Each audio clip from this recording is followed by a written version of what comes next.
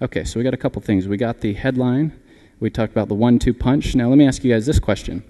When you have testimonials, which you probably want on your sales page, where do you put the testimonials? So, first of all, why is a testimonial useful? Anyone? Trust. Yeah. So here's my sales page. I'm telling him it's the greatest thing in the world. Why should they believe me? Why? Because I could just plain lie, right? So if I have a testimonial right here, or better yet, a green testimonial. So here's my testimonial. That's fine. What I would say is what you want to do is pepper your testimonials. So if I had 10 testimonials, I'm not going to put them 10 in a row right here in the side column, which I have tried that before. Instead, you want to pepper them. So let's say this was your big headline. So pretend some of these aren't here. I would maybe put one testimonial here, and then I'd have some bullet points, and I have another testimonial right here, maybe some more bullet points or some text, and another testimonial, and maybe if we extend the page down, right where the order button is, maybe have a little feature testimonial over here, right? So the idea with testimonials, if you have more than one, is you want to pepper them throughout. You want to use them as seasoning throughout your copy.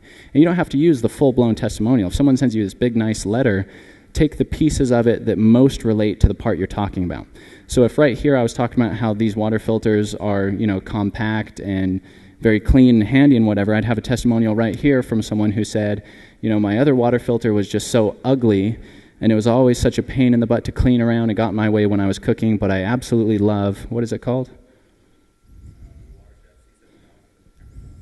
But I absolutely love the Water Chef water filters because they're so nice and tight, blah, blah, blah. So use that testimonial here. If you have another testimonial about a different part of what you're talking about, put it next to that part so that each time you say something, they have no reason at all to believe you. When you say something, support it with something a client said. And then there's another thing with testimonials. If you come in here and you just put written text and then you put Bob B., that could be made up. And again, you're trying to establish trust. So if I have Bob B., that's not as good as Bob Britton from New York, which is not as good as a video of Bob Britton talking at them, right?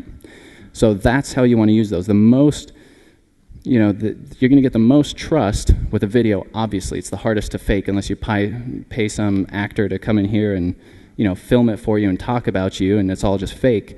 So that's why you want to use video, and you want to just pepper them all over the place, but keep in mind the context of what the testimonial is saying, because if you're talking about how the water filter is compact and you put a testimonial in there about how someone's improved their health and blah, blah, blah, it's not quite matching up.